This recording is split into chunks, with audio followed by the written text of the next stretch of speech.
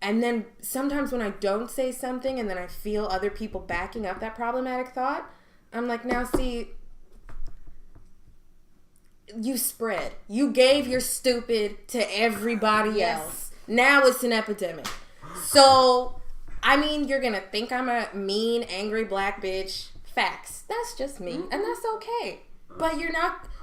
I refuse to have another black woman come in after me. I feel like my only job as like a queer black woman, my only job, like for sure, pay taxes, be black, die. But then also, I have to make sure that whoever they are, the next person that comes in after me has a little less bullshit to put up with.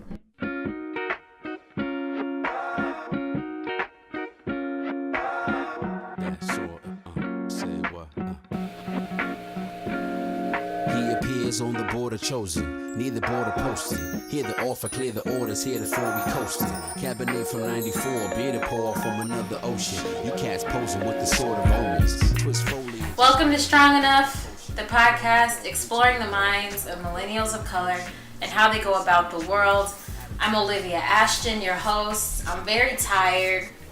I'm very angry in general, which is why I've brought Javi and Caray in today. So we can get some stuff off of our chest. So I know why I'm mad, but why are y'all upset? White allies. Not all. But sometimes white people do work with people of color. So they do work in the sense that they're helping them get resources, they're teaching them, but then working with black people is very different than working next to black people. Please explain. There's a certain amount of respect a colleague deserves. So when you talk to, let's say, if you're just used to only talking to black people, like you're only used to talking to black children, when you have a black colleague, you can maybe not even realize it, come across as condescending or let things slip or not have a filter because you are used to talking to black people in this way, because you don't have friends, loved ones, peers that you can consult with. You're just used to seeing black people when you go to work in Inglewood or when you drive down to help blah blah blah or in commercials or at like marches maybe, but you don't. It's different when the person that you're talking to is expecting to get the same amount of respect as everyone else in the room, and you don't necessarily know how to give that respect because you're not used to respecting black people. You are used to working with black people that are lower income. You're used to using their experiences to hype up your own ego, or using an entire race and kind of discussing them like charity, or like they need help and it's on you as a white person to lift them up. You're used to being a white savior. But when you talk to me like a white savior and you don't sign my checks. You report to somebody who I pay. So you got me fucked up.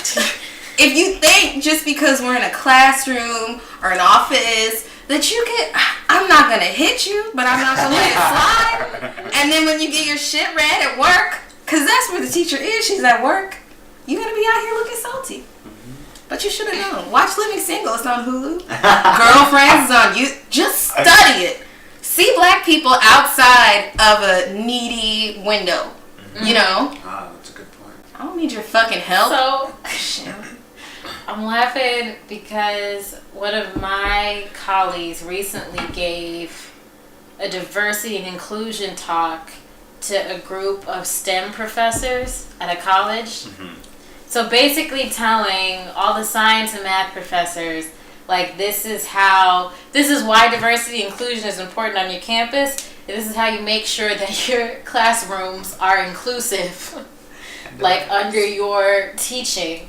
It never gets old that we still are essentially teaching white people how to treat people of color like people. This is basically what this is. It's like, hey, that student who's brown, they're also a person, and they're also a student who paid tuition to come here to get an education, to like better their life. So you also have to teach them like you do all the white kids. Except no one says it like that. And I actually ended up telling her that at like the end because she wanted my notes, and I was like, to be honest, I'm not sure what the like best way it is to phrase this, but like, when in doubt, how are you treating your white students? That's essentially what we're talking about. Mm-hmm. The reason why we're having this conversation is because the way that you're treating that student of color is different from the way you're treating your white student, and that's why there's disparities and how they're performing and what their outcomes are in life. Like, that's why. Even if you think you're doing, even if you think that you are treating your, colleagues or your students of color like with respect and think that you're consciously doing it and doing a really good job at it, even that can sometimes be fucked up in the sense of like tokenism, because like I was telling you about our friend that we had class with. We had a professor who was very well intentioned and very smart, very great, but she would sometimes take anything that my friend would say and just would talk about it and say, like, act like she just said something so profound that, like, I don't know, like, we found out there's a third testament in the Bible or something, like, that she had just discovered something, like, groundbreaking, and it was, not that what she said wasn't smart, but we would both agree, like, she kind of, like, took a little far, like, I just said that X, Y, and Z, like, she's acting like I... So was it, like, hyping up what she said to be more profound than what it is, or was it that she was even able to say something articulate? That's why, and that's what you on the other end of that, being the person of color, you're always wondering that, like, do you really like what I said? Are you really valuing what I have to say to you? Or are you just trying to like pat me on the back? Are you and, impressed like, that I can speak? Yeah. Which is hilarious in spaces like that, because it's like, how do you think I got here? Yeah. How do you think I even made it into this college classroom? It's worse though when it's like, I was in class with the same professor that I just discussed, and me and the only other black girl, she's Afro-Latina, the only other black girl in the class had requested to leave her class last quarter. So as soon as we start the class, she's like writing on the board like how to call someone in, how to call someone out. And she tells this story about how she met this ignorant white woman and she could have yelled at her, but she guided her through. And that's what good social workers do. And I raised my hand because she had just sent me a passive-aggressive, long-ass email. Because when I tried to leave her class, she sent me a long email about calling people in, not calling people out, blah, blah, blah.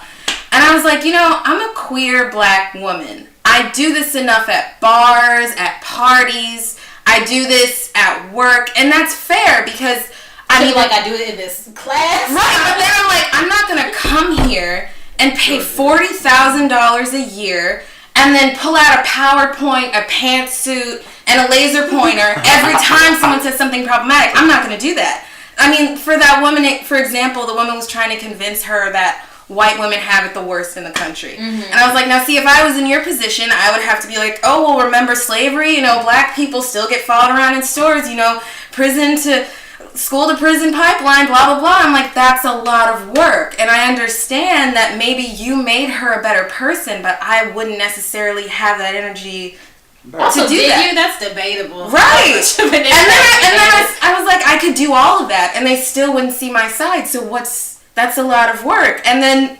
I was like, yeah, it's not like the same thing, because when you say something problematic about, let's say, Afro-Latina people, it's not just in a school context for me. I take that home with me at the end of the day. Right. You necessarily don't have to. Right. Or you can consider it an afterthought. But when you call people in, you mostly do it in a classroom setting, because you don't necessarily have to deal with microaggressions, racism outside of the classroom. You use it as a talking piece. You use it to learn. I have to know about it or I won't survive. And she was just like, she turned to me at one point and was like, yeah, and Caray, you deal with the most out of everyone. And I was like, That's not what I'm saying. Wow. It was condescending. It was. And then we had a break, and when we came back, she was passing out oranges. And she was like, Caray, you can have 2 oranges. You've had a rough day. Oh, my God. And I was like... I was like, what do you mean I've had a rough day? She's like, you're the only openly black queer. And I was like, I'm openly black. And then turned to this woman, this Afro-Latina woman, and she said, well, you wouldn't be able to tell by looking at you. It just went so, and this was her trying to fix last quarter. And this is where we ended up. This was all one day. The class is like 2 hours. Oh my God. It was just, and me and were sitting there by the end of it just like, this is what it's going to be. Like, there's no way out. We're stuck in red tape. We're paying her salary, and yet we have to put up with so much disrespect. And then when you stand up for yourself, it was so condescending the way she was talking to me. And you don't always have to do this because I know you get tired. She said something like that, and I was just like, you're treating me like I'm charity. That's the only way you know how to talk to me, is if I'm one of the black kids from Inglewood who you went down there and I don't know, you taught a class and you listened to Marquand, so now you're going to use the same tone, body language that you would use with a black child. You'd use that with me, a black adult, even though we're in totally different circumstances. You just see my skin, associate that with lower than, and then make up the difference by hyping yourself up, really? Because what does that do for you, giving me an extra orange? I'm fine with vitamin C. So, it was just, it was not good.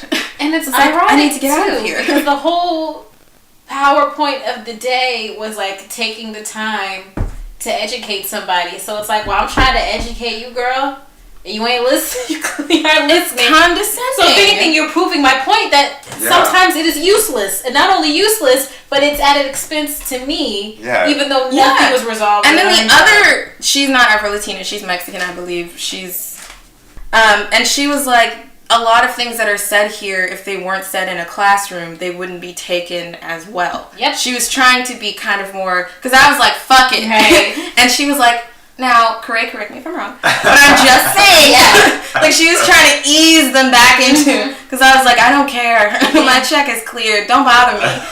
And she was kind of trying to like de-escalate the situation, but she was still like, the things you say, just because we're in a classroom, doesn't make them any less problematic. Right. And the teacher was like, well, thank you 3 for sharing.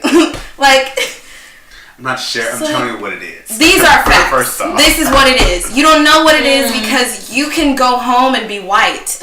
I don't. I go home and I still, my family, my lineage, we're all, the kids I'm going to have, it's going to be the same. So this is what I'm reminded of. I get like emails from some type of academic organization or whatever, and they like will aggregate a bunch of different stories that are trending about like higher education. So there was one that was written by this white woman, and basically she taught this like diversity 101 class, and the whole article was her just complaining because I think it was like her 2nd or her 3rd year doing it, and like increasingly all the students would just get more and more aggressive about what the syllabus looked like and what they were reading and who they were talking about.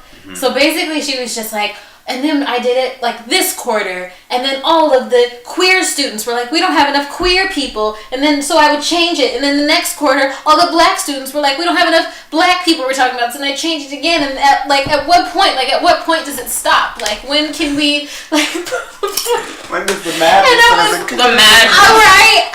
I was cracking up laughing because I was like, one, you clearly have no business teaching a class like this anyway. If you're that easily overwhelmed, who gave this to you? Since we're kind of this diversity and inclusion, I was thinking maybe more diversity, maybe more inclusion. Like, what? I don't know what you want me to do. And that's what was cracking me up, because I was like, one, like, who forced you to do this? Is this like the only thing that's standing between you and tenure? Like, you have to teach this class? And then also I was cracking up too, because I was like, how fucking lazy are you as a professor that you didn't do any work to actually create a syllabus and a curriculum that fit this class? You just listened to what a bunch of like students had to say, and you just started crying, and you're like, well, I guess fine, I'll put more black people. Like, fine, I'll put more gay people. Like, who? Like, what? What kind of, like, the whole article, it was written like you were supposed to feel like empathy for her. Like, yes, these types of courses are so difficult and they're so challenging, but like, good for you for sticking with the fight and teaching all these black, brown, and queer kids about themselves. And it was fucking hilarious because I was like, one, you're not the first one to do this work. Like, there's so many resources available to you. And you're actually a professor in academia, so you actually have access to them. Like, you have a whole institution behind your name, so you can even go to someone and be like, listen, I don't know what I'm doing, but all of these kids want this and that, and they can help you out. So I'm like, so instead of taking your energy and doing that, you decided to write an op-ed and pitched it, I'm sure, to plenty of people until someone ran the story just so you could complain about your students not feeling represented in your class. That was essentially Diversity 101. I'm sure and that is your professor. Yeah. Like, this is technically what I'm supposed to be qualified to do, but I'm clearly not qualified. But instead of, like, not even just admit that, but, like, try to get qualified, like, okay, good point, let me read some stuff, let me talk to some people, let me go to some conferences. They're just like, that's cute anyway.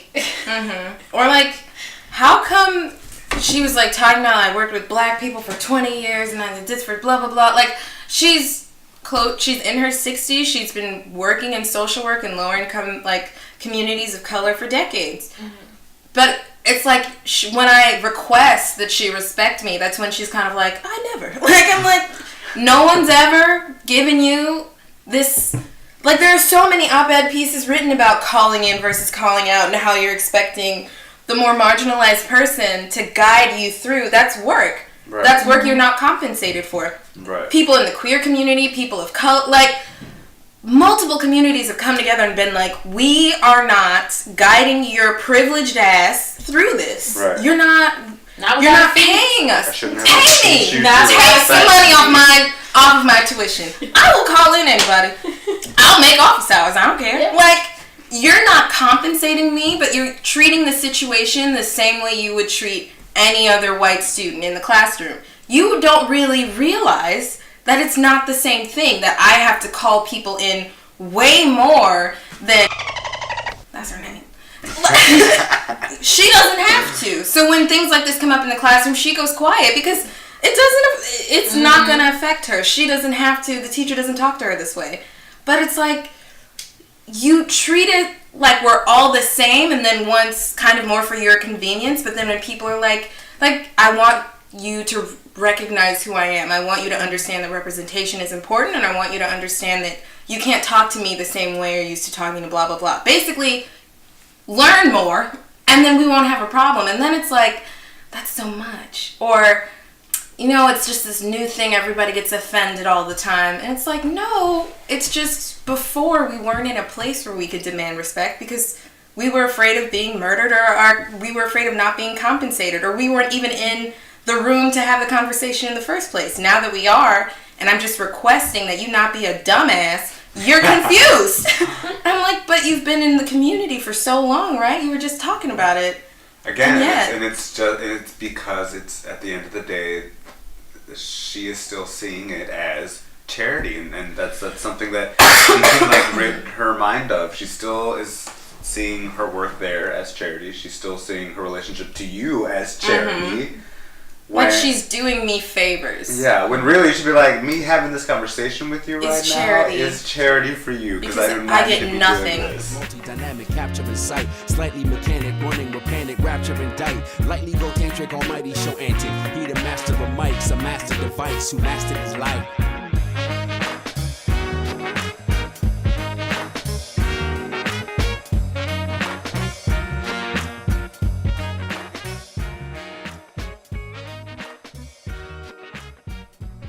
This is an assignment? Yeah. Is this for, like, a larger part of your grade? Yeah. So how is... Paper, assignment. How did this start? How did this whole thing start? We're supposed to basically make a case study based off of the internships that we have. Like, and then discuss an issue that's prominent in one of the internships. Because we're all in different ones. So he's like, okay, so everybody like my internship is focused on lower income students and first generation students getting resources in college. Mm-hmm.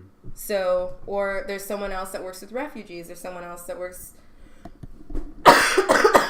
and like homelessness. Someone else that works in blah blah blah. And we could either do like family or like group work. So family work or like group setting work. So we picked group, and then they were like, okay, pick a topic. And so we picked a topic, and then he went around to make sure everybody picked a topic. He went around to make sure everybody decided on blah blah blah. And then he was like, okay, so then there's gonna be a skit. I'm like, a skit where someone discusses, and they're like, no, so someone is gonna be like the homeless person, someone is gonna be the blah blah blah, and then someone's gonna be the counselor. And I was just like, no. And he was pretending like he didn't hear me for a while, and he was doing that white guy thing where he was like, yeah, right, but everybody blah blah blah. And I'm like, no, I heard what you said. Mm-hmm. I feel like you heard what I said. Hell no, we're not about to Tyler Perry this situation. No. Like, we're not doing it. You're not hearing me. Mm-hmm. This isn't gonna be another Martin Lawrence Shanae. We're not doing it. Like, no. And it was like he never heard. He was just like, oh, that's so... You never... Just a conversation that wasn't... Where you weren't the superior person in the conversation. You were both equals. Have you ever had a conversation like that with the communities you work with before? Because I'm pretty sure if you walked up to a black trans woman tonight and were just like, I'm trying to do a skit for school. I'm trying to dress up like you. Not really you necessarily, kind of just a summary of all the trans people that I've seen on TV. I'm also going to try to make it funny because, So they made it seem like, oh, well, they were doing like sex addiction, blah, blah, blah. Like they were doing like homelessness, blah, blah, blah. I'm like, these are real people. This is a real community that's already been shit on enough. I'm, as a black woman who's been shit on multiple times, what would I look like? Like, it's a trans woman that you're making fun of, a trans black woman. We're sisters. Now I feel like you came to the barbecue and shit, like you just knocked everything. That makes me want to hit you. Like, and they were still just, oh, I never thought about it that way. I'm just like, never. Well, that's do you not more see them as terrifying people? than I thought about it, and I just decided I don't care. Right. That would be better. That honestly would be better. Because it was I'd be like, oh, okay. oh. Because then I'd reserve my energy at that point. Because I'm like, okay, so you've already had this conversation. Yeah, I'm just like, this isn't the way to go about it. You've never thought. How long have you done this assignment? What other skits have been up in? Have you had? Because I was like, if I walked in and I saw a white woman pretending to be black, I would be upset. And he kind of heard me. He looked at me, and then he just continued with the conversation. So I'm like, has that happened before? Is that what that look was? Oh, yeah. This has happened before, you think? Before. So it's lit. Okay. If you don't care, I don't care. You know what? Also, is that the only way that we can understand somebody else's dilemma? Which honestly, that is the widest fucking thing. Like, I don't, unless I am able to wear your clothes and sleep in your house and fuck your spouse and raise your kids. That's the only way that I'm going to know what your experience is like. That's the only way that I can fully recognize your humanity is if you let me wear your skin for a certain amount of time. And then I'll come out the other side knowing and understanding your plight. Knowing all your woes. Right. And then I can talk to you any kind of way. Because one time in class, I did a skit. And then I was like, okay, well, why can't Derek just be a cis-passing trans guy? That doesn't make it better, but at least he won't be a caricature. Right. And it was like their minds were blown. Like, you think every person you meet is cis? You don't think there's any cis-passing trans people that you come... Like, they were like, oh, wait. So, like, costumes are the requirement? Like, that's the only way we're going to know if you're being a black person is if you come in with braids or some shit? I'm just like... So we had to... Because the teacher was like, you can do whatever you want. You can bring in wigs. You can bring in outfits. And I was like... Oh, my God. The teacher was like, really get into it. Really? And I was like, you're not hearing me. No. Like, that's a no. You're not going to convince me. This would be a good assignment, is if the gag was, once they all showed up in their tie-in, they were like, so this whole activity is actually really hateful and racist. And everybody that Left showed up and in an right. outfit, you You know who failed. you are. You just failed this assignment. That You're would garbage be good. humans. That would And be all a you good had to do was twist. Google this bullshit. All you To had to know. do was Google. Type in Google search. How much money did you spend on that wig and feather boa for your show? Ugh. Did you Alas, practice was that not the problematic ass voice before you came in here? Oh, goodness. I mean, you don't know anyone from the community, so you think you're not shitting on them just because nobody is checking you. Mm-hmm. That's not okay. And you're about to be a social worker. And this man, old dude, again, he's white. He's been working in communities of color forever. He once had to work in an office supply closet or some shit. He's really been through it. They always do. So They it's all like- marched with King, and they all had liked a black girl back in the day. Right, but when the march was over, you were still white, bro. Like, you still have way more privilege than everyone else. You asking us to do this coming from a place of privilege, and it felt more like it was forced. This is me bargaining with him. Like, Right. this is me being like, do you see what you're asking us to do? Okay, now let's look at it from this angle. Cool. So then if we look at it from another angle, then do you understand? Because, again, you're a cis white man. You've just never really had to do this before. Because the people you shit on, you don't see them at family events. You don't work next to them. You work above them. You can shit on them and then go back to your house, go back to the burbs, and it's a wrap. You're fine.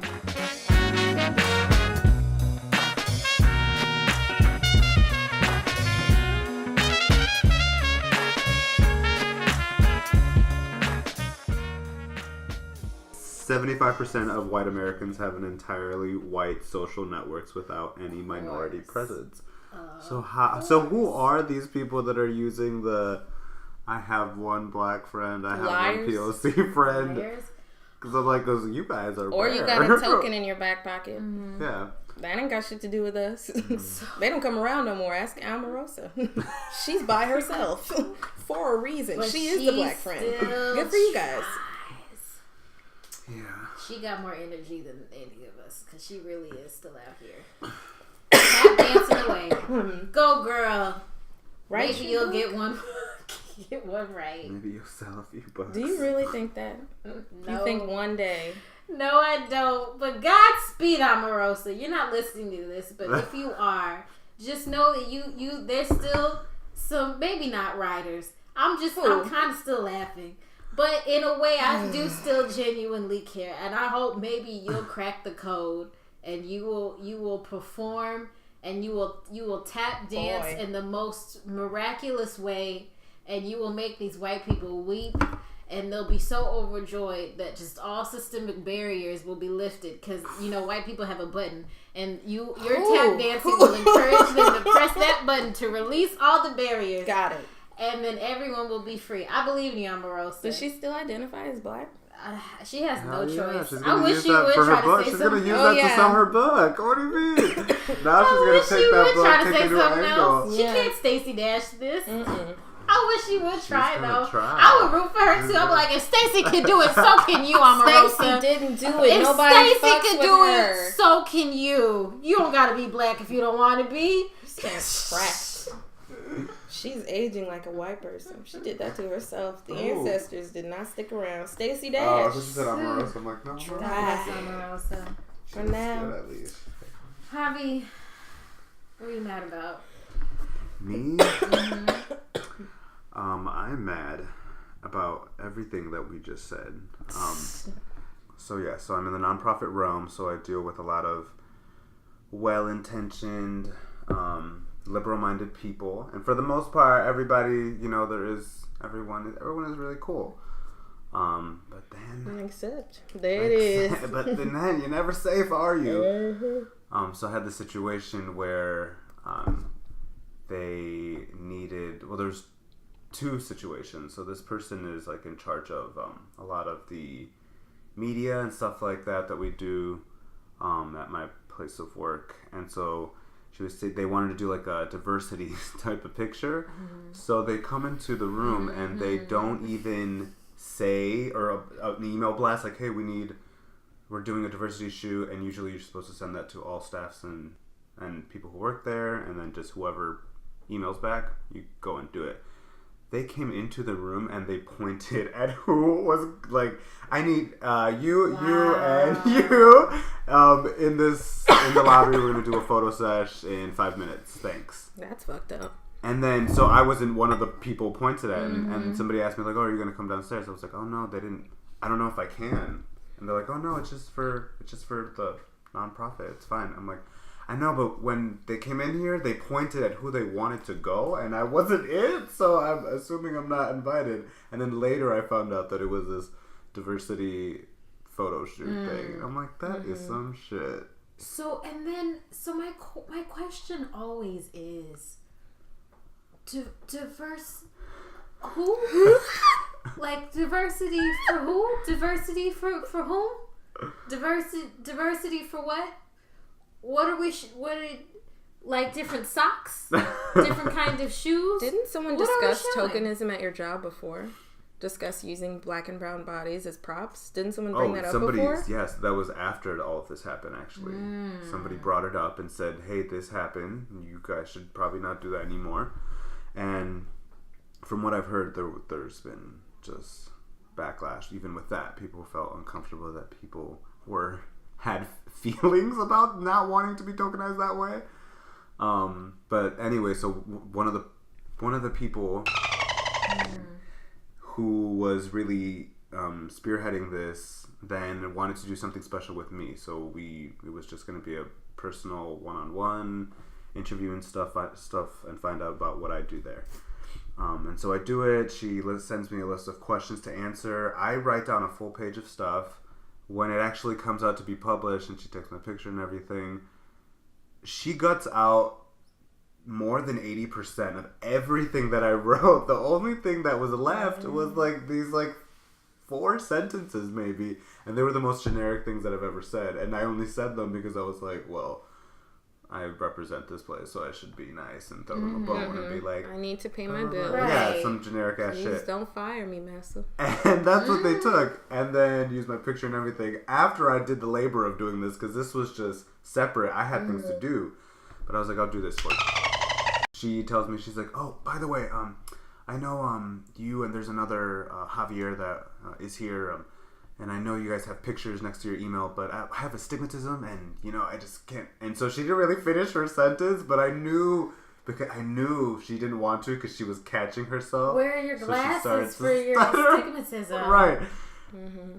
And my eyes just, I didn't know what to do because I was kind of in shock. And my eyes just, I stopped looking at her, and I start, looking away, and these glazed look in my eyes, and my eyes land on one of the other people that I work with, one of my higher ups, who was a black woman, and she had one headphone in, and she still listened. We just both do that face. We're like, really? Bruh. Really? Because she had heard it, she overheard it, and she walks away, and I told her, I'm like, okay, well, this is my last name, and I told her, and I just went back into the room just in shock. I'm like, it would have been better for you to just be like, I don't know your last name. That's okay. There's a lot of people that work here. Yeah. That's okay. You don't have to know That's fine. I don't know your last name, That's Michelle. Fine. I don't know your last name. But you didn't do that. Instead, you said that you couldn't tell the difference between me and another Latino that works there. Because of your astigmatism. That is new. That is new. Because also what she's insinuating is that all of the white people at your job look so vastly different. Right. They look so different, all of them, completely different. So that she has no issues there. She can match everybody. And really, you know what? She saved me. She did. Because now I know astigmatism is the root cause of all my problems. That's what I can use. She should go down to the police station. It's okay. It's my astigmatism. Case closed. I solved everything. All of these lynch mobs back in the day happened. Just bitches with astigmatism, and they're like, "My bad, that was not him." All those people of color doing time for crimes they didn't commit. It's the astigmatism. I don't gotta worry about my kids. I don't gotta worry about uncles, cousins, aunts. No, We just gotta go down to the cop station with an optometrist, right? I was floored. That's the doctor, optometrist? We And have for these creativity. meetings. For creativity, truly. Because I have not heard that before. Her in the shower, washing her hair, and then she just gets this aha moment. Across. I can blame my eyes for my racism. You think they call anybody else? What? You think they call anybody else? Like, Karen, okay, I just thought of that.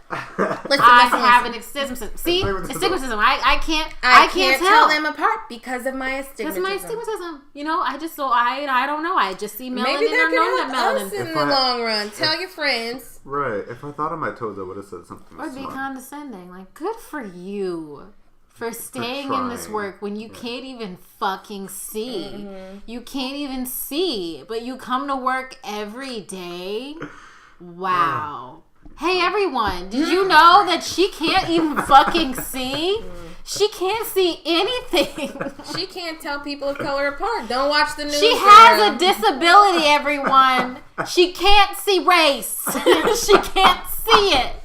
She can't tell it apart. She's like, but I mean it. So if she clutches her bag when you walk by, it's not you. No. She can't tell It's you the apart from the dude that she saw on astigmatism. TV on the news. It's her eyes are off, girl. That's all that is. Dr. King had a dream, and it was that one day everybody would have stigmatism, and just no one could see race anymore. Small condition that saves the future. A lot of people out here saying they colorblind, but really it's just Michelle. Michelle is out here evolved. She got astigmatism. She can't see color. Astigmatism. Thank you, Michelle, wherever you For are. coming forward. If Michelle, you're listening, thank you. Thank God you. bless. Stand in yours, Thank girl. you. Yes. You can't see. That's what it is.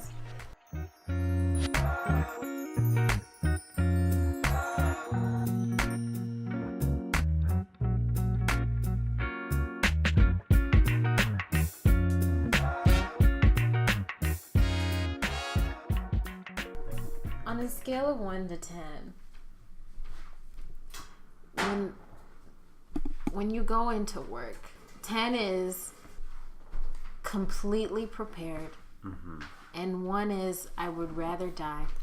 When you go into work, on average, how often are you prepared for the white nonsense? 10 is I'd rather die, or what? 10 is I'm completely prepared, Okay. and 1 is I would rather die.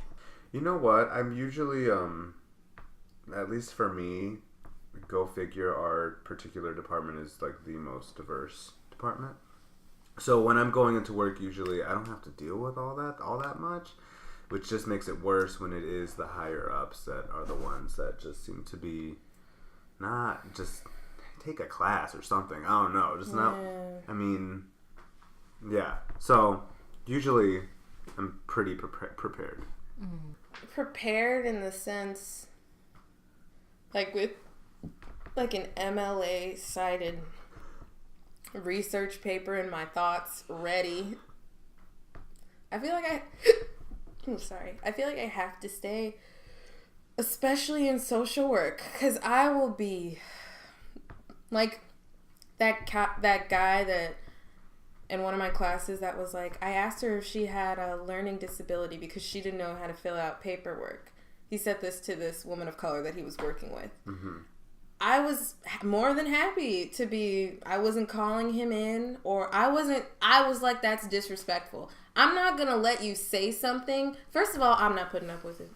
Second of all, again, my check is cleared. I've paid for this space that I'm taking up, and if I have to stand by myself, I love being by myself. I don't care. But also, if I didn't say anything, and then I find out that you said it to another person of color, especially if it was a younger person of color that was kind of just getting comfortable in their, not comfortable in their like oppression, but like understanding it, working around it, and then you did something else to fuck them up, I'm going to be mad at you for saying it, but I'm also going to be a little bit mad at me because I'm like, I should have said something. So I just high alert constantly. But that's exhausting. It's a lot of work, yeah.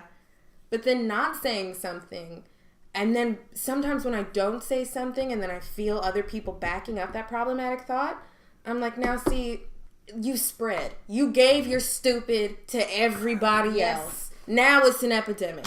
So, I mean, you're going to think I'm a mean, angry black bitch. Facts. That's just me. And that's okay. But you're not...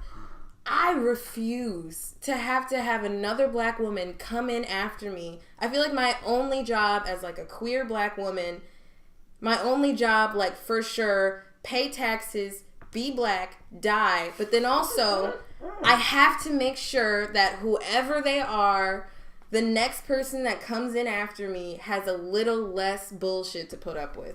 A little bit less. And if that means popping off every day, fine.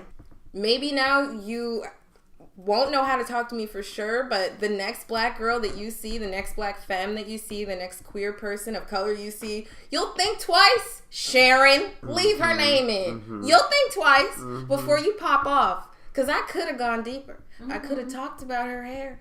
I could have talked about her mannerisms. I could have talked about how she thinks she's helping, but really she benefits from white supremacy just as much, if not more, from everybody else. You going home tucking yourself in at night thinking you're saving niggas from themselves. Fuck you. But I bet you think twice the next time you want to say something goofy to a black femme. Nope. You're doing her a favor. I mean, yeah, but then I'm also like, I don't want to have to talk to you anymore. Yeah. Which is fair. I'm in like just a weird space where I actually really want to fight. Sure, but physically. like I need to pay my rent. Sure. Yeah. And I feel like if I was dealing with the same stuff from work in the classroom, I would just be a little bit more ready to duke it out. But in this position, all the time, I always think, like, my employment is at will. Like, I always remind myself of that. Yeah. I'm like, at some point, you could say something, and your boss could decide, you know what, why am I paying you? Like, why am I paying you if anytime I say anything, you're just going to push back on it? Or, like, why am I paying you if any time where I'm upset and I want to take my frustrations out on you, and then you won't let me? Like, why would I pay for that? Like, you could just go on. I can hire someone that will listen to that. And it's a catch-22 as well. Because, like, even though I know I'm expendable, in that they could fire me and they wouldn't have to feel bad. They wouldn't have to worry about me coming with lawyers or anything. They literally could just get rid of me and then forget about it. But also, I know that they need somebody of color on Exactly. team. Yeah. And it's sad because they technically have somebody. But they need a black person specifically because a lot of the grants that they're working with are black grants. So what does it look like when you have a grant that's for black people, but you ain't got no black people on your team? Yeah. But also your room to pop off, and we've talked about this, it's smaller because you're black. Like what you say and what... we shouldn't say her name. So, yes, I know what you mean. And that's why that diversity bullshit really kills me too, because it really is a spectrum of what do we need to do to not look bad? What do we need to do to make the necessary changes to keep our funding or keep a public image that's positive? Like what changes do we need to make to maintain that? But we're also not going to really interrogate anything whatsoever, and then I'm also definitely not going to challenge myself or step outside of my comfort zone. So like, who can I hire that could fit the numbers but won't upset me or trouble me in any way? A palatable brown. Yes. Not too spicy. Right. A mild salsa. Yeah. The jalapenos there, but the seeds were taken out beforehand.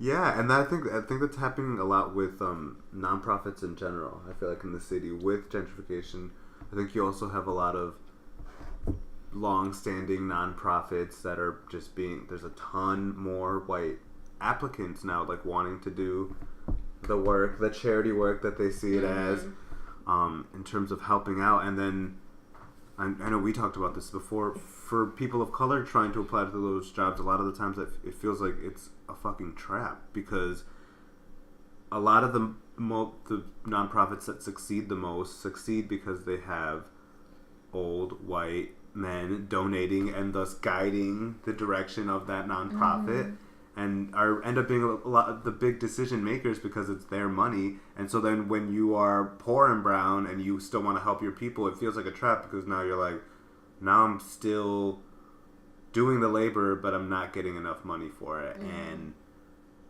Becky next to me is just doing this as a hobby, and she's always going to be fine. Yep. You know? And she's always going to be making more money. And she will be making more money. Still might be making more And money. I She always can think pop about off that whenever, too. Oh, and they can.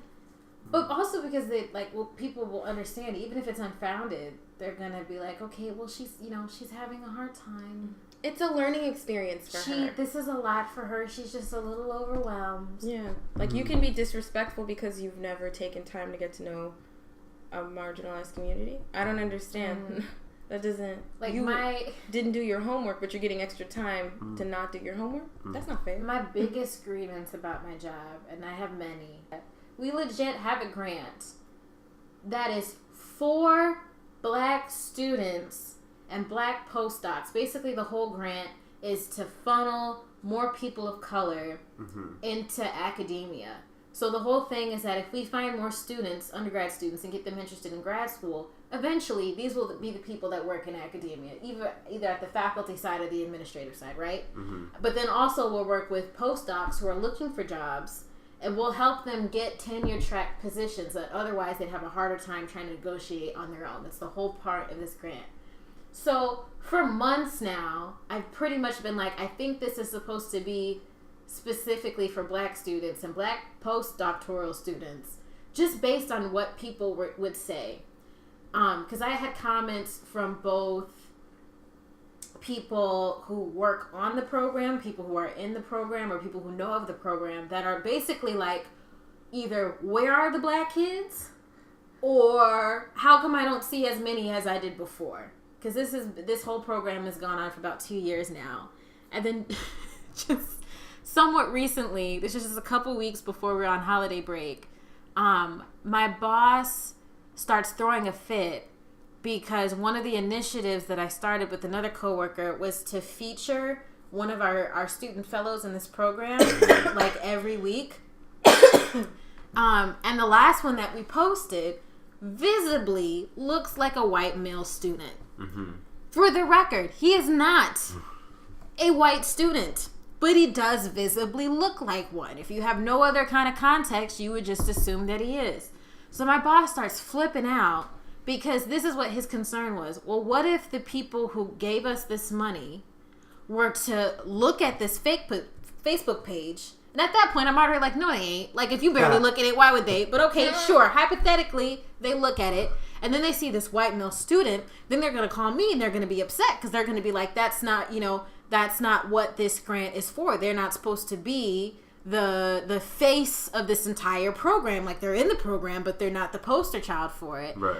And I'm trying to speak reasonably with this man, but the more that I say and the more questions that he asks lets me know that he actually didn't even read the post or even interact with it in anything. He literally just happened to see a quote-unquote white male face and then just flip shit. And I'm dying laughing in my head because I'm like, one, am I going to have to make a reverse racism argument for the first time in my black ass life? I think I might have to. And then the second thing that was killing me is I was like, are you really going to tell my black ass that, like, hide all the white kids? We need to find all of the Black kids and push them to the front. If there's going to be any press on them, then they need to be in the front because God forbid the people who gave us this money find out that we're not doing what we're supposed to be doing with their money. And now I'm going to take this out on you because it's your fault because you're the one that, like, snitched on us by, like, putting this student up here. This is literally what working for a nonprofit is like. People of color in the program. This is who we're trying to serve. We don't serve them. And then when someone calls us out for it, we either get upset or we do well, what am I supposed to do? Well, I don't know. Well, 2 oranges for you for saying what I didn't know, and I learned something new. So thanks for that. I'm not going to change my behavior in any kind of way, but thank you for that remark because I hadn't thought about it like that before. These are organizations that get millions of dollars. They get millions of dollars. So you have the resources at your disposal that even if you really are just an innocent young white who is really trying to be out here and help people of color, but you just don't know how. Because you had an original thought. You came from a racist ass family, but you had an original thought. You were like, wow, I went to go get some gas, and the dude that was able to pump my gas, he was black, but he was like nice and kind, and he had a sister and I had a sister, and he liked sports and I like sports, and I was like, wait a minute, are these people human? So then I was like, let me go found an organization to let everybody know that, hey, black people are humans. And then I write a grant to get some money because I need money to let the world know that black people are humans. So then some other white organization is like, here you go, here's millions of dollars. Here's $8 million. That might have happened, that exact story. Yeah. That's pretty much all of them. Like, I have an original idea. What if we intervene and actually start treating these marginalized people like humans? What if, since we can't change things at a government type of level, since we can't go back in time and literally change history, what if we well, no, came up with something? I feel like that's not the quick and dirty, easy way to do it, is to have the tokens. Like, you need the people to just be at the forefront and your little people there, because a lot of the times the people that are taking over these huge non-profits and like liberal spaces that have a really big name for themselves are white, wealthy people who have control over them, so they just really want your body to be in that picture, that diversity picture, but they don't really need your thoughts. And I think we're talking about, like, so what are the other like effects of tokenizing in the workplace or in school? I thought, like, a big one is you really don't end up knowing how the worth of your student, and that student or coworker or whatever also doesn't know their worth either, because then you are almost patronizing them, and like we said before, they don't know if you're actually valuing what they have to say or if you're just patting them on the back. And also you end up like assuming strengths and weaknesses on these people. Like, for like in the nonprofit realm, this can like look like, the most visibly black and non-cis person in charge of outreach and like community engagement, but maybe that person was actually better at data entry or like marketing and stuff like that. So you end up in placing strengths and weaknesses on somebody before they even are able to answer that question for you. And the thing that I hate the most about all of this at the end of the day is like, you know what? Okay, I've been hard on Becky. Thank you, Becky, for wanting to help us people of color. Thank you for that. And Godspeed in your mission to get everybody to look at people of color as humans. I'm happy to help, but I am going to need a check. You can mail it to me. We can work out direct deposit. There's Venmo. I need to be compensated. There's lots of apps, and I get it. If money is tight, that's fine. I wish you well. I'll be sending good vibes, because those are easy to send for free. But anything else, I'm definitely not going to do. Why do I have to do anything to help you with this? I don't get how they're blanking out on that. Of like, I'm trying to help these marginalized community. So let me hire this brown person, and now you do all the work. And you parade around and you talk to people and you come to all our things and be in all our photos. Now, when it actually comes to making decisions and having a seat at the table, oh no! Or even just requesting respect. I expect you to apologize for the space you take up, or if anything, be grateful that you're even in the room to have the discussions. But then when it actually comes to you correcting me, if I say something problematic or do something problematic or try to touch your hair without asking, nah, you're just being really aggressive, and I just don't know why. Like, eat a dick or pay me. Those are your options. Those are literally your only options, and that is why the work is so tiring. Because it's like I'm down with the cause, but you're not doing it. You're not doing it right. Even if somebody does end up taking the time and educate, then they will still get the credit when they do have that aha moment, like, oh, these people aren't people, turns out, and they'll still get the credit for, like, they'll get a gold star for thinking of people of color as actual people instead of just, like, this patronizing relationship. Mm-hmm. Yeah. But then watch you come and say some profound shit, and they're just like, Okay. great, anyway, so... Right. It's glazed over. I'm not gonna change. No. I mean, I'll listen, and then at drinks with the girls, I can be like, a colored said the craziest thing to me the other day. But at the end of the day, I mean, the next time something like this comes up, the next time, are you gonna be more respectful? No, right? Are you gonna, like, go home and actually do research? I mean, it'll benefit you. No, you're good. So I'm throwing energy away. For, again, nothing comes back to me. Nope.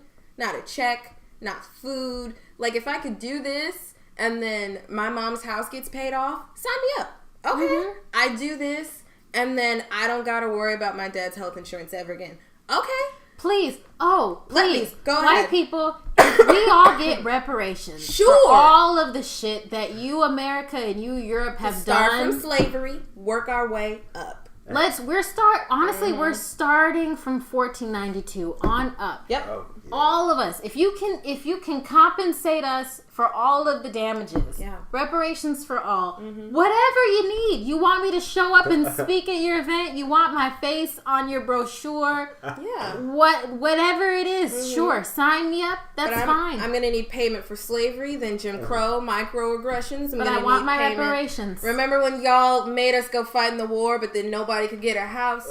I'm going to need money. Remember that time you guys dressed up as people of color and then, represented us real shitty in media, but then used other people of color later on and represented us real shitty in the media? Remember the prison industrial complex? I'm gonna need money. I'm gonna need stacks because I feel like the work you're asking me to do and what you've already taken away, it's not really balancing out. I'm just kind of giving you more stuff to take. It's not fair. Anytime I complain about my job to my dad, what I always tell him is I'm like, it really isn't. It's never the workload. It's never the workload that's tiring. The workload is fine. Paperwork mostly. It's literally just having to hold your breath for 8 hours, 5 days a week. That's what's exhausting. That's what makes me tired.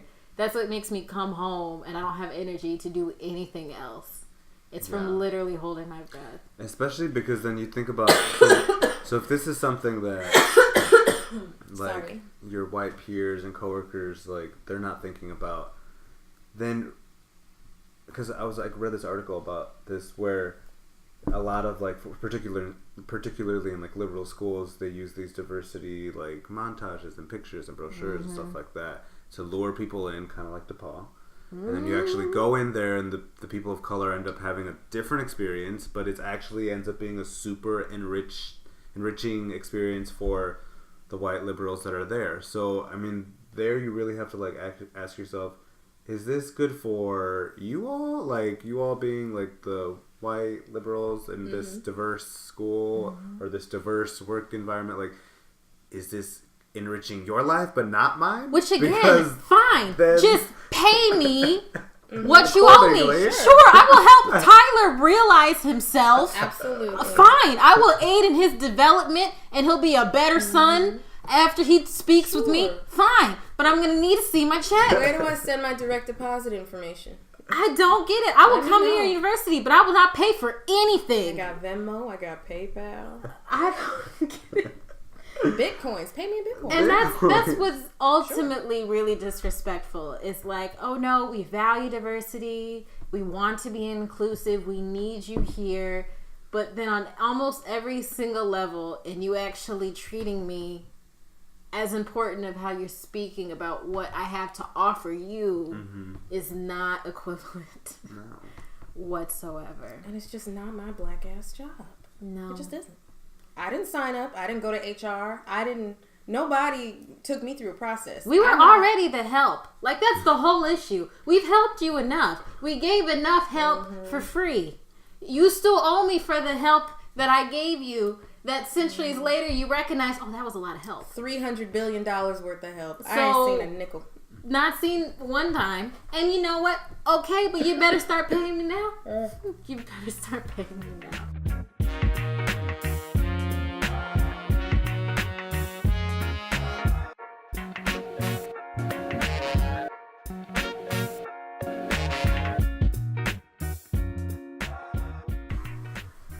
Thank you so much for coming, Javi Caray.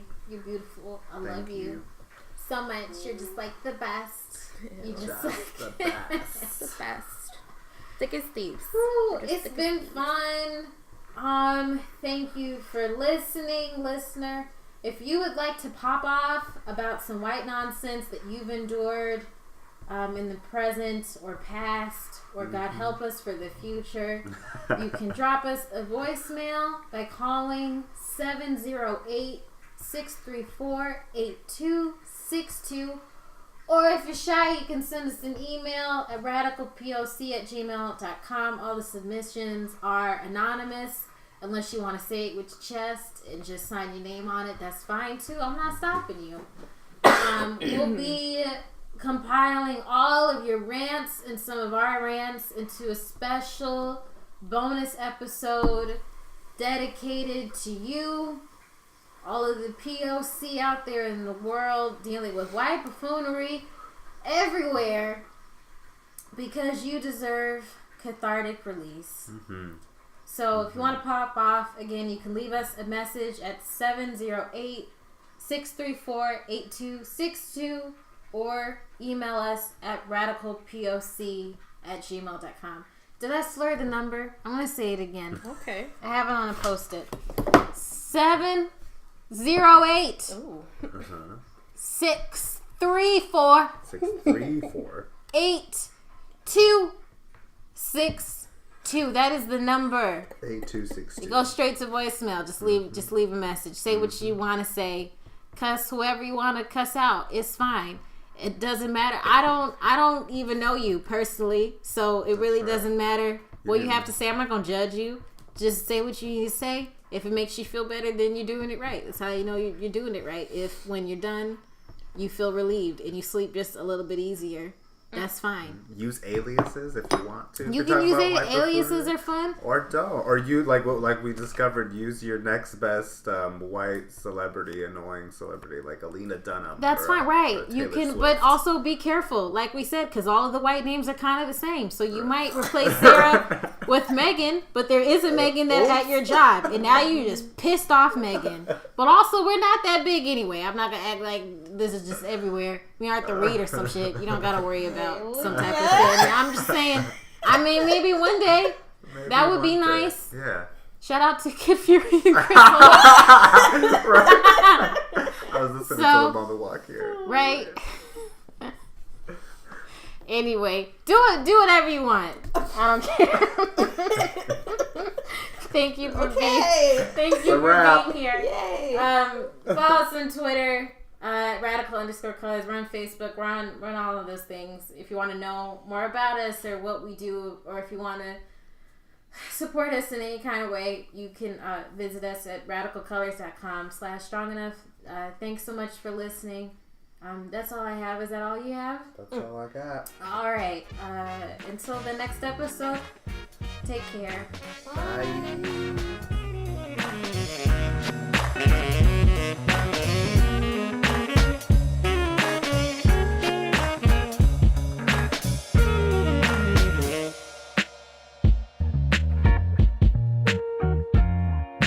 Soul of omens.